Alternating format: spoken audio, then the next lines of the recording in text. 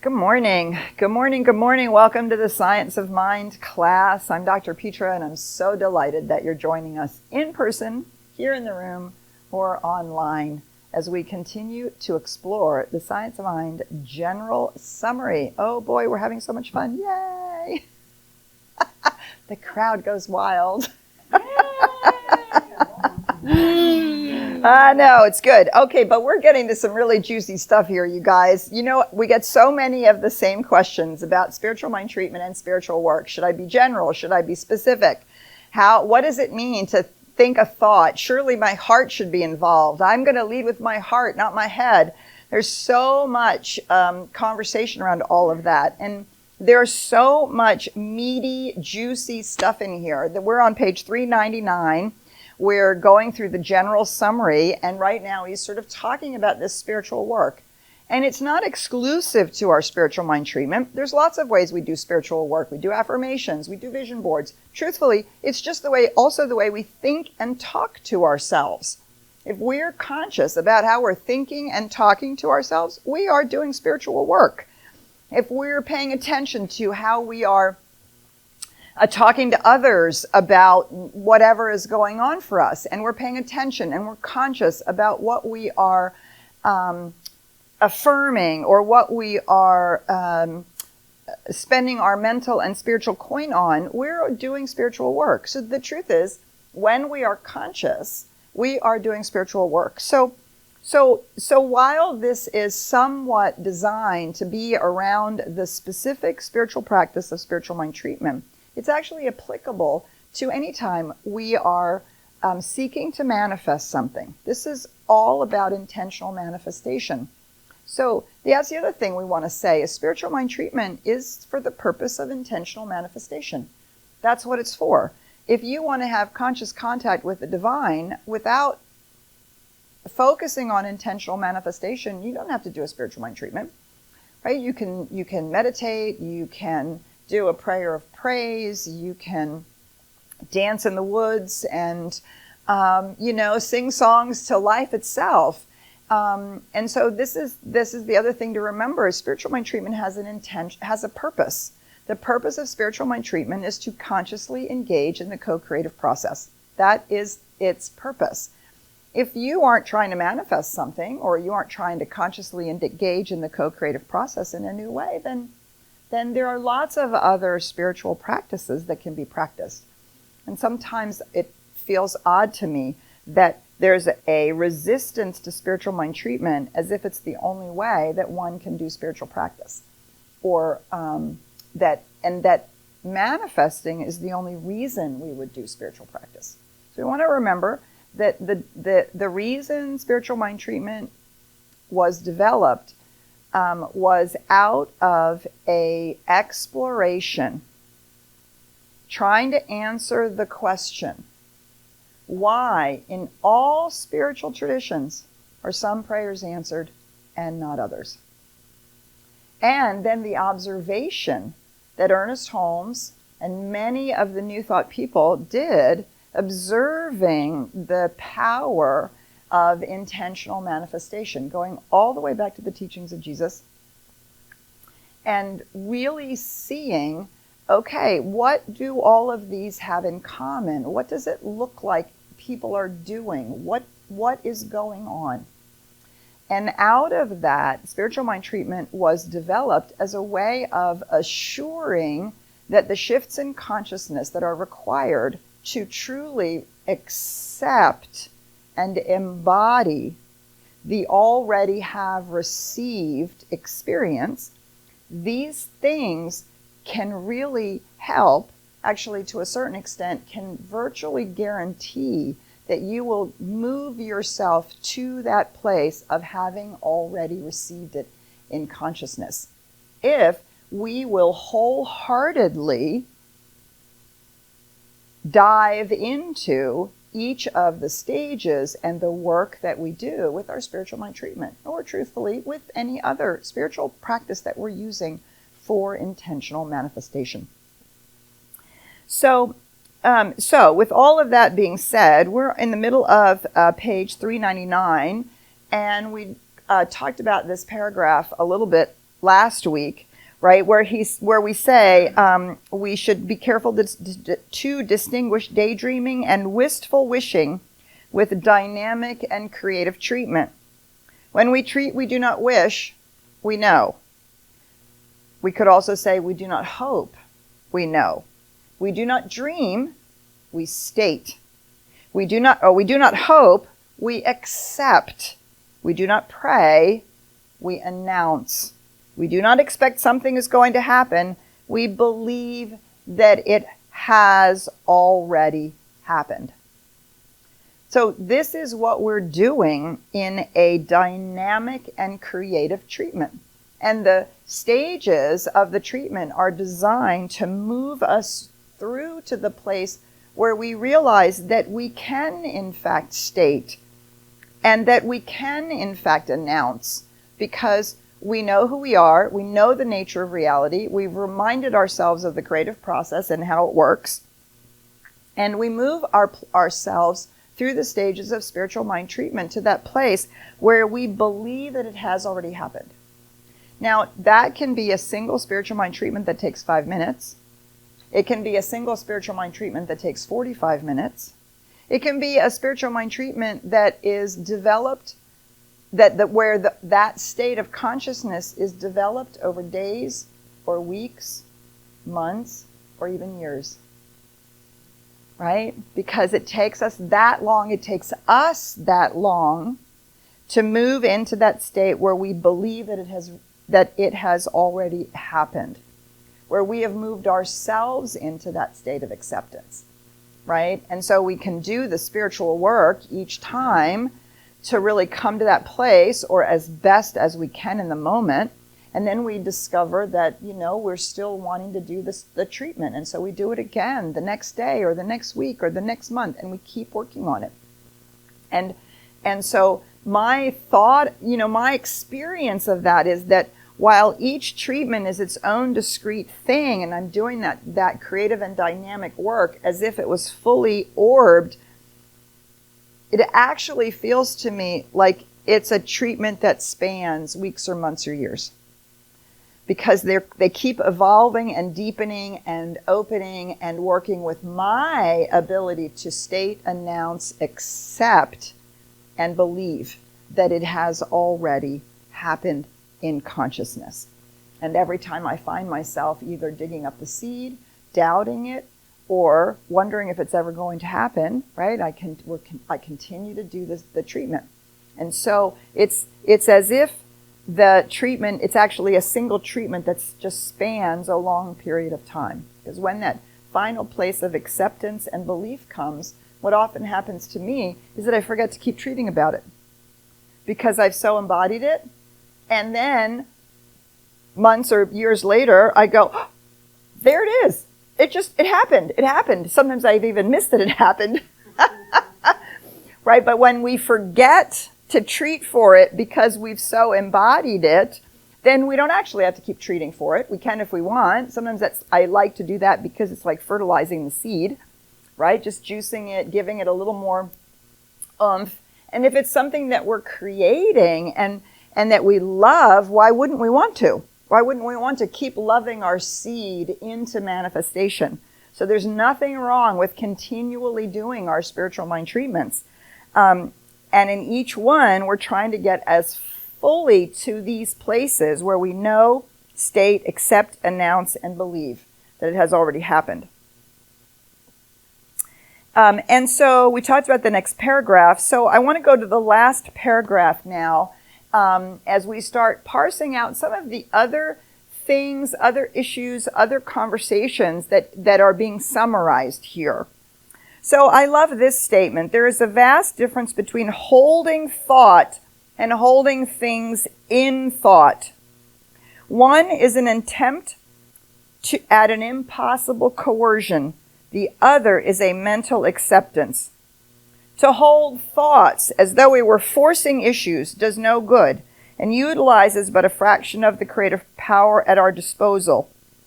To hold in thought as though we were letting something happen is to use the greater power, the greatest power of all. right? So what we're holding in thought is the end result. We're holding the thing in thought, the end result, our complete acceptance and belief that it has already happened. We're simply holding that firmly as an image without allowing it to unravel with our analysis, our trying to figure it out, the situations in the world, doors that have closed, right? All of those can unravel our nicely shaped and held mental equivalent, right? So to hold it in thought is to keep it steady, to keep that idea steady. No, and what we're doing is we're continually saying to the law, no, really, this. No, I mean this. Yes, this. Yes, this. That's what it means to hold a thing in thought, is to hold that mental equivalent steady, right? And that is the power of our clear will, we're going to talk about it here in a minute, trained thought, is to hold that mental equivalent steady. Now, that mental equivalent may be a feeling. It doesn't have to be an image. It doesn't have to be a left brain rational thought. It is really, remember we talked about how often we can take the word thought and we can change it to the word consciousness. We want to hold the thing in our consciousness as full-orbed, as already complete, and us having already received it. That's what we're holding in consciousness. And our brain, our heart, and our body are all engaged in the fullness of that mental equivalent that we're holding in consciousness. So we want to over and over and over again remind ourselves not to get hung up on, oh, it's a cerebral thing. What about my heart? To hold it in consciousness means our whole consciousness is involved. And remember, there are brain cells in the brain cells in the heart, and brain cells in the gut. So it's the whole embodied experience when we hold a thing in thought. We're holding it as a mental equivalent in our consciousness. And we want to remember that each of us do that a little differently. Some of us can imagine it, some of us feel it, some of us can talk about it, we use words to describe it. We're all a little different about that. And it doesn't really matter in that sense how that thing that we're holding in thought is created by us as is unique to each one of us. The point is to keep it steady. So to go on the top of page 400, conscious thought is the starting point of every new creation. Conscious thought. That means we've had an impulse. I think I'm going to create a new business. I feel as though I have something to offer to the world that I've never done before. And that might be a feeling. It might be a sense that we're following our heart or intuition. But is the conscious thought that is the decision, the choice, I am going to do this. That conscious thought is the starting point of every new creation. Trained thought is far more powerful than untrained, since the admission that thought is power gives it added power, right? We can create lots of things with untrained thought. Just look at our lives. We've created the good in our lives and the messes in our lives with untrained thought.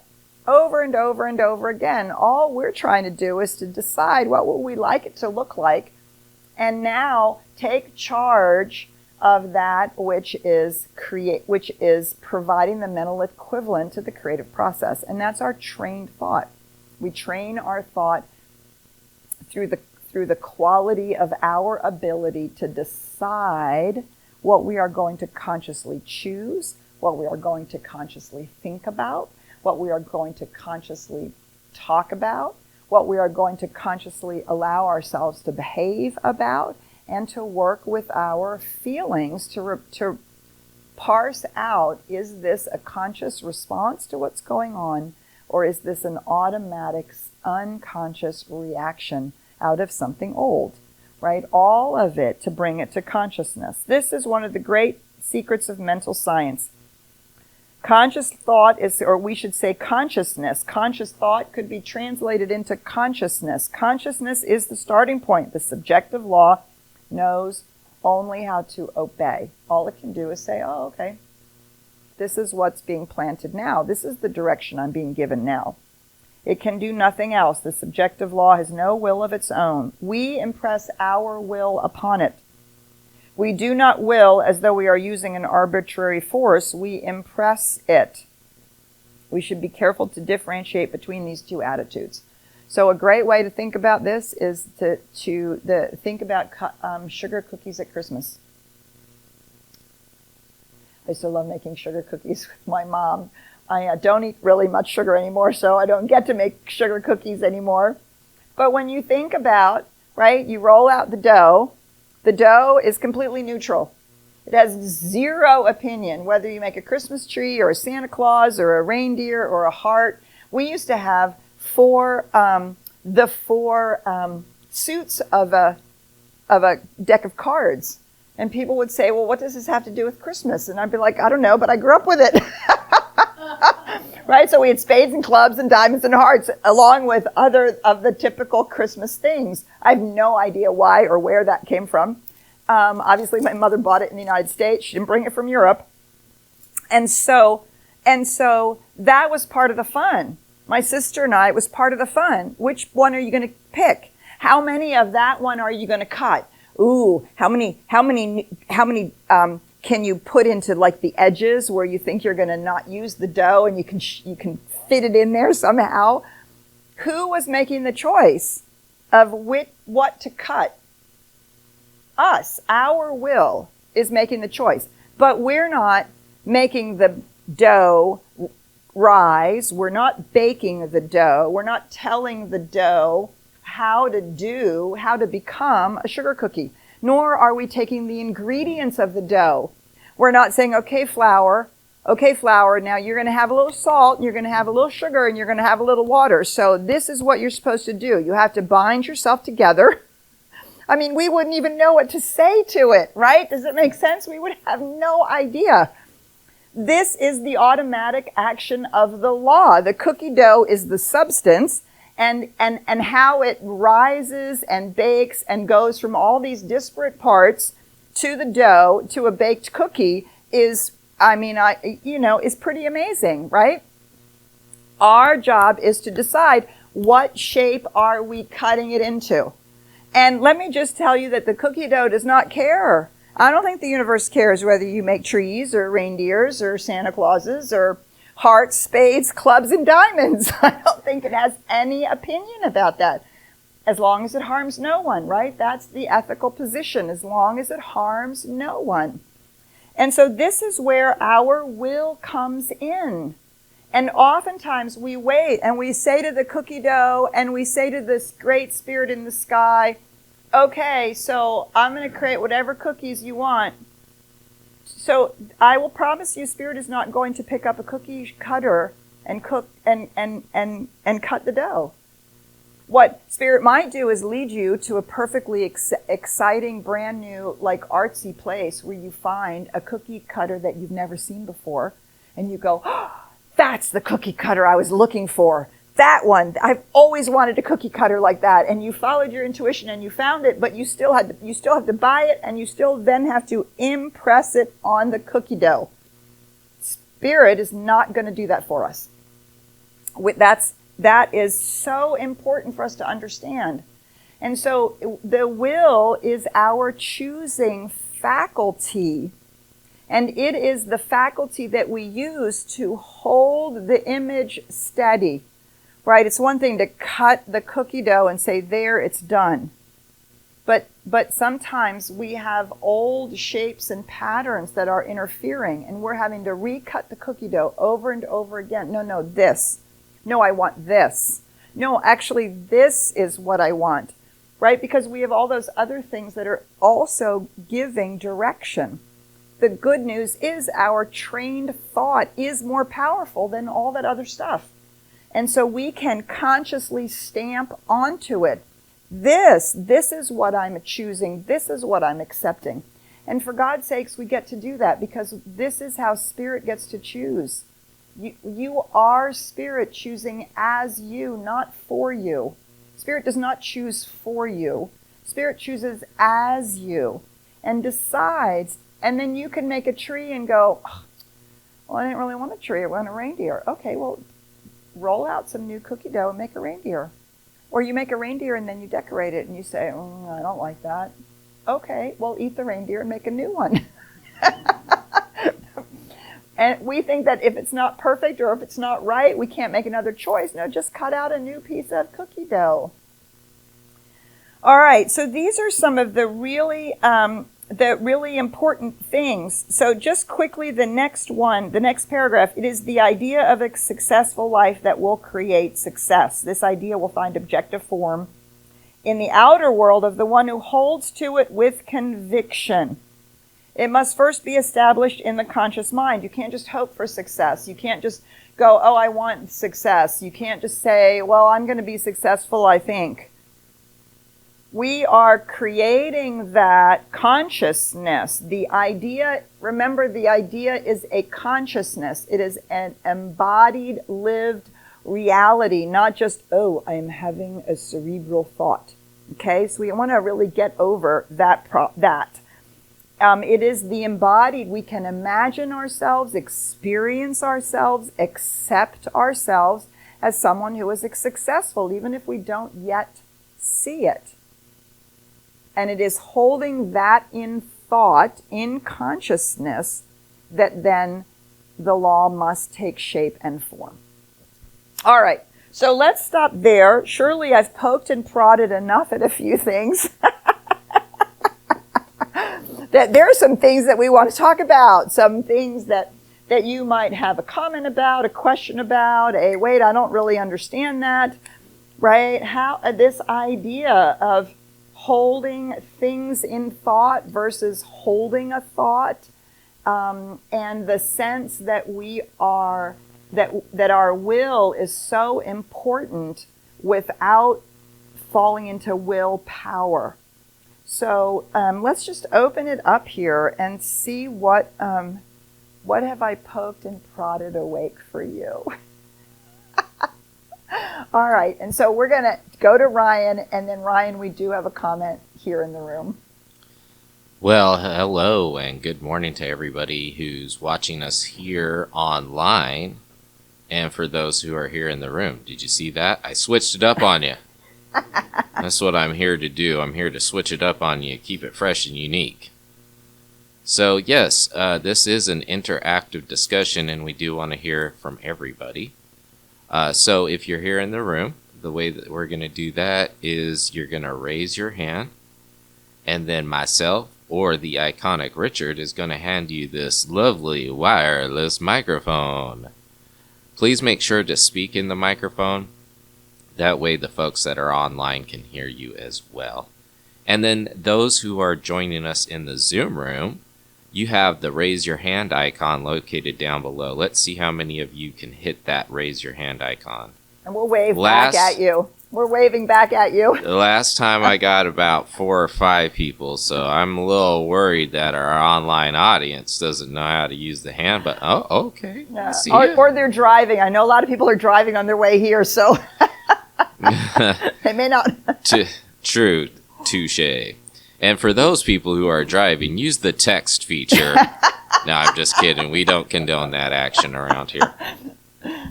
If you're driving, just go ahead and listen to all the tomfoolery that we got going on. And so those who are joining us on Facebook, we'd love to hear from you. Make sure to check in and tell us where you're watching us from today, and or what poked and prodded you with Petra. That's right. As she so eloquently put it. So I'm going to go ahead and I'm going to get our first contestant on the Science of Mind class. There you go. Good morning, Dr. Petra. Good morning, Shauna. So I think that, well, as always, you poke and prod and clarify clarify a lot, which I appreciate it. So you were talking about manifesting and holding something in thought. So in my life, there are things that seem to manifest very easily for me. And then there are other areas that I've been treating for years that have not manifested. And I hear you saying that there's sort of two approaches for those things that take a much longer time. The first approach is, if it hasn't manifested yet, just keep treating for it. And the other option is, if it hasn't manifested yet, but you're not thinking about it anymore, maybe it's so embodied that it doesn't need treatment anymore. So maybe is that what I'm hearing you say? So if you're still thinking about it as it hasn't manifested, then that's a sign that it's not yet embodied and you need to keep treating. Yes. Okay. I think that's really a good way of thinking about that, because when you don't feel the urge to treat for it, or you basically forget to treat for it, something has been embodied in a big way, and that becomes really important to then be okay and joy-filled about that, right? But if we're still thinking about it, wanting it, wishing it, if we're still wanting it, then that means we are not living in the already have received state. And there's nothing wrong with that. That's not bad. And I think you say something else, Shauna, that's really important that we do have to realize, is that we all have areas of our life that we can manifest in a heartbeat, right? And those are the areas where we don't seem to have a lot of baggage, we don't have a lot of issues, we don't have a lot of false thoughts around it, like we just are clear, and so it's easy. And all of us have 1, 2, hopefully no more than 3 areas where we are truthfully doing our work, right? That's where whatever environmentally, whatever was laid down in our families, whatever socially, whatever the culture, whatever it is, that's where we have the place where we're doing our work, right? And that's where our false beliefs live, and that's where our old patterns and all of that. And that's just true for everybody, which is the other reason why it's so great to have prayer partners and to have people and practitioners that you can go to have them do spiritual mind treatment. Because especially, and I think of the folks that I meet with regularly, and we're doing treatment every week for each other. The areas that they're struggling with, right, are not areas that I struggle with. And so I can do a treatment for them, and I'm so crystal clear that it's just effortless. And of course, then the manifestation happens because it's effortless for me. It's not effortless for them. And the same thing is true. I'm usually asking for treatment around the things that I'm still working with. And so that's the other reason to have people that you are doing this work with. So that is a great question. I love what Michael Beckwith says. Delay is not denial. Now, there is a place at some point where it's the paradox, right? Sometimes the answer to the spiritual mind treatment might be, what if you accepted that this is the way it is? Not in a resignation, but in I don't need that to be happy or complete.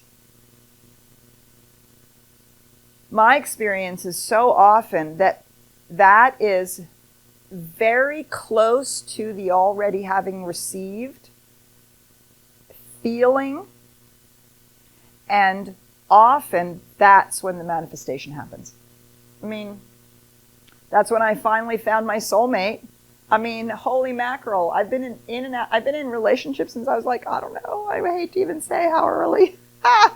Long-term relationships probably since I was 14. I don't think I was out of a relationship for longer than a couple of years each time between long-term relationships. I couldn't stay out of relationships. It was ridiculous. And of course, they were not as healthy as I would like them to have been. And so I finally was like, you know what? I accept the fact that I am okay by myself. I don't need a relationship. I actually discovered that I loved my own company. I'm just not going to do this anymore. Really, I'm just not going to do this anymore. It's okay with me. It's okay with me. I've spent, I don't want to tell you how many years, count that up, how many decades, right? Working on relationships. I'm not going to do it anymore. I'm now going to go work on myself, and I'm going to go, right? Okay, in that moment, my soulmate was coming to me, and she showed up, right? But again, do you see? It's not a resignation or accept. It's not a resignation. It's never going to happen. And so there's lots of different ways in which our demonstration can come. I also watch people treat, and I've done it myself. I've treated for things that after treating for a long period of time, I realized either I actually really didn't want, because I wasn't willing to move my feet in support of the nudges I was getting. I was consistently making decisions that didn't allow me to do that. So a few years ago, I decided I don't have a child at home anymore. I'm going to put some paints in my loft, make a little painting studio. Wow, that's really great. What did I manifest? A granddaughter who needed to be taken care of. And what did I choose? I chose my granddaughter over painting. So I can treat about my creativity for painting all I want, but my actions and my heart will always choose my granddaughter. And so I had to kind of go, okay, could you stop beating yourself up for the fact that you've done treatment around wanting to paint more and you're not doing it? Because clearly there's something else that's more important. And so we get to choose. We get to choose again. We get to choose again and again and again and again. And we might treat for going to a school or moving to a new state or getting a different kind of job or whatever. And we've really done a lot of work on it, and we get it and we're like, oh no. A year or 2 or 3 in, we can say, well, this isn't what I thought it was going to be at all. Okay. We can make a new choice. So we want to not oversimplify how this works. Is the point I'm also trying to make. It's okay to change your mind. It's okay to decide that it's okay to also say, at this stage in my life, this is no longer an appropriate thing to treat for. When I became a grandmother and my granddaughter needed us as much as she needed, that was a choice. That was a choice that I also made. Do you see? And so as we age, maybe our bodies aren't going to do what they did when we were 30 or 40. This does not mean we can't enjoy life, nor does it mean that there's anything wrong with who we are. Just as we couldn't do things when we were 5 or 8 or 12, and God forbid we should ever go back into our 20s. Is there anybody who wants to be 20 again? I don't think so. I certainly don't want to be 20 again. Do you see? And so these are also the nuances of it. All right, we're going to turn back to Ryan, see what else is going on out there. Well, speaking of artists, let's see how awake Richard is. Look at all the art we have on our back wall here. And that's done by a local artist, Jeff Rogowski. I'm actually a member of our community, Jeff Rogowski. Yes. And see, so you can see Richard over here going in at it. Yes, it's all beautiful artwork, and just along the lines of the topic of what we're talking about, manifestation, and looking into creating something that you may not know what it will turn out to be, right? You mentioned you wanted to manifest this art studio in the house, which then got filled by a granddaughter. And so how often does that happen to our life? I just want to go ahead and poll the Zoom meeting audience. Would anybody like to share with us your thoughts, your questions, any of the comments? Usually we have a couple of people with their hands up about this time, and I'm just wondering if you guys can hear me or not. Okay, so it looks like we do have some people that are awake and alive and kicking. That's what I'm here for, Petra. Keep everybody on their toes. That's right. That's right. Right? All right. Brenda, do you want to go ahead and join the conversation? Good morning, Brenda. Good morning to Peter, Ryan, and community. Wow, what a great discussion. I love the idea of the cookie cutter and making a different choice, because that's one of the things I've had great difficulty with previously, to allow letting go. As you said, let the cookie dough rise. And I have a problem with the word will. And so since we talk about word replacements, I try to focus on intention and attention, because for will, it's very easy for me to slip into forcefulness back into Kingdom 2. And intention and attention helps me stay anchored in Kingdom 3 and 4. But when I love what you said about your relationship. It was exactly the same way with me. But what I'm finding is, if I'm treating or holding something in thought and it's not happening, not only does the thought it's not happening still mean I have doubt, Right. but sometimes creating an art piece isn't adding medium to something new. It's taking away the mess that's there.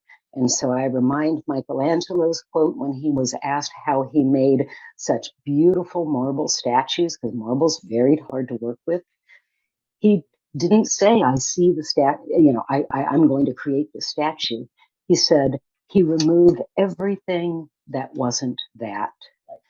And so when my treatments aren't coming through and I'm retreating and treating, or then maybe there's some rubble I need to clear away. And Oh, yes, absolutely.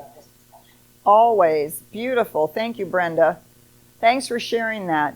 So I'm going to just poke and prod for a little moment here. I heard you say that that you're stuck in Kingdom 2.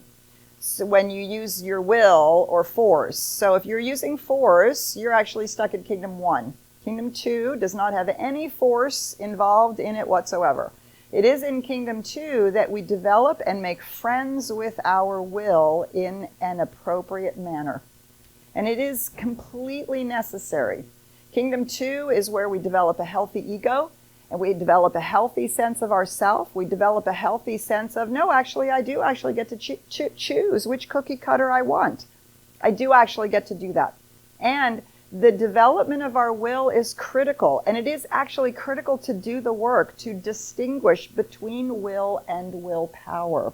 So I'm really going to invite, I really love that you're sensitive to the slide into force, right? And we need to all be sensitive to that slide, but this does not mean we should avoid the need for us to have the power of our will. Because if we look at the 4 stages of consciousness, as Brenda was referring to, right, for me, stage 4 is actually the perfectly balanced applications of stage 2 and 3.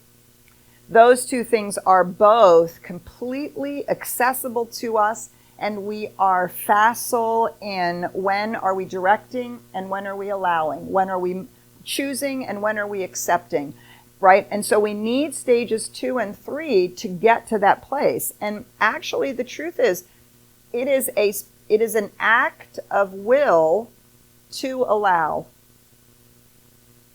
which is a really extraordinary thing to think about and quite a paradox.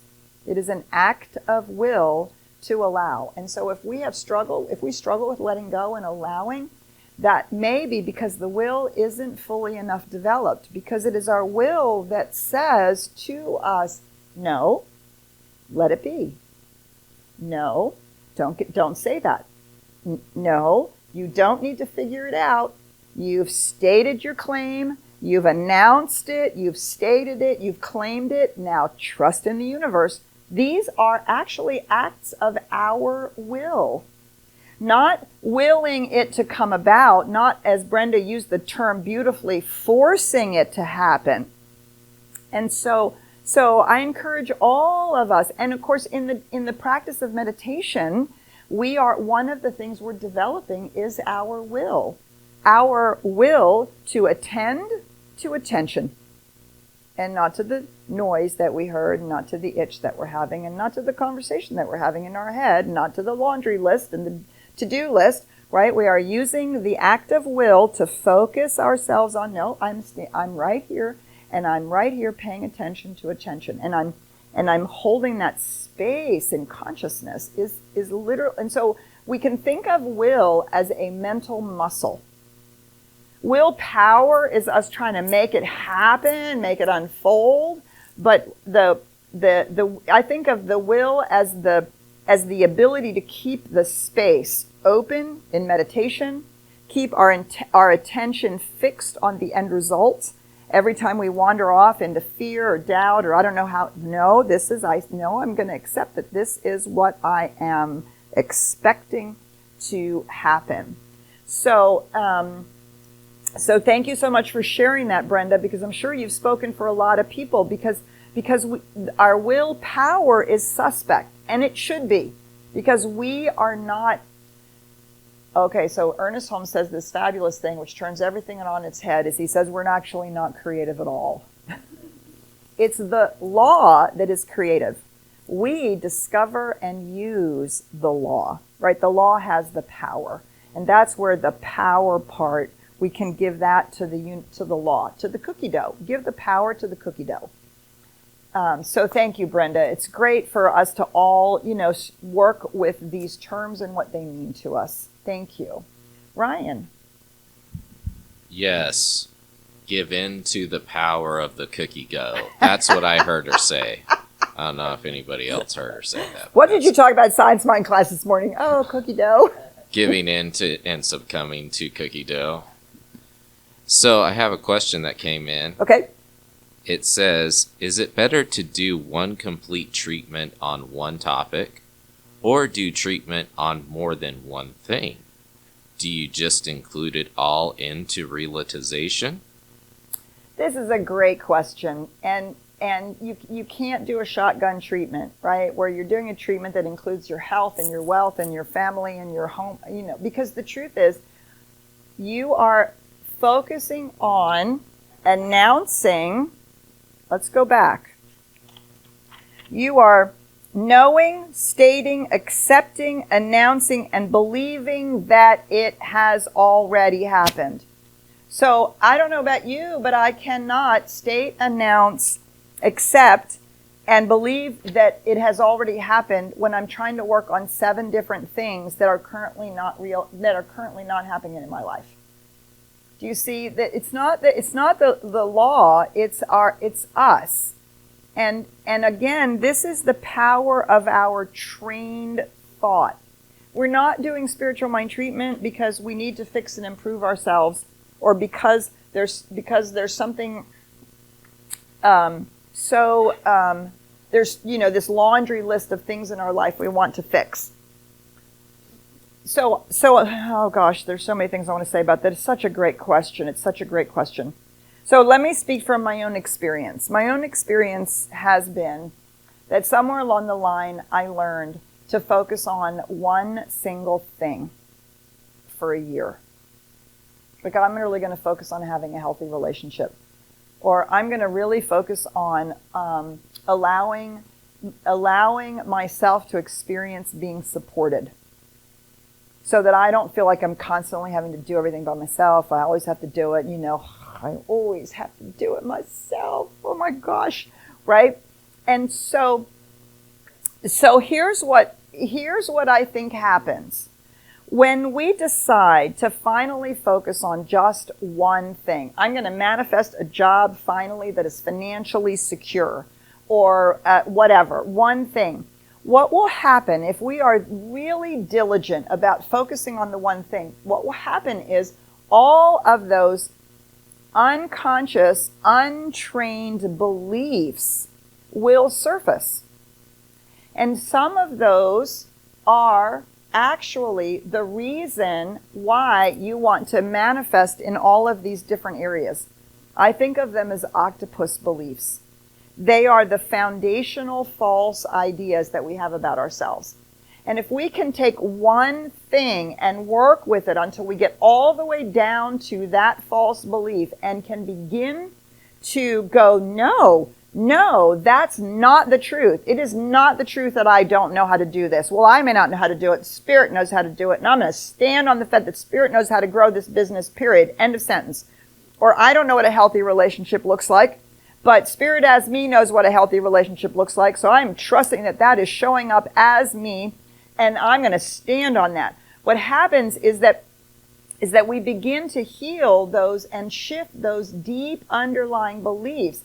My experience is that those octopus tentacles that are out in all the other areas of our life begin to, when we heal the main knot, those tentacles begin to draw back out of those other areas. And then other things that we thought were not working, we can all of a sudden look at, because we've been so focused on the one thing that we realize, oh wait, that's actually so much better. Wow, that's really working so much more well. And so I encourage you to do every spiritual mind treatment about only one thing. Now, you can do a spiritual mind treatment about one thing one day, and then about something else the next day, and then about a third thing the next day. But you have to do each one with that place of announcing, stating, accepting to the already believed, to believing that it's already received state, and stay focused, right? Stay focused is the act of the will. I'm going to focus on this, because otherwise we bounce around and bounce around and bounce around, and the seed doesn't have enough chance to actually get its little root hairs going and really get juiced and really take hold, and we're all of a sudden over here. And we're spending all of our mental and spiritual coin over here, and then we're over here spending all of our mental, do you see, we're just sort of bouncing around. And so nothing gets that fully and deeply accepted to that place of belief.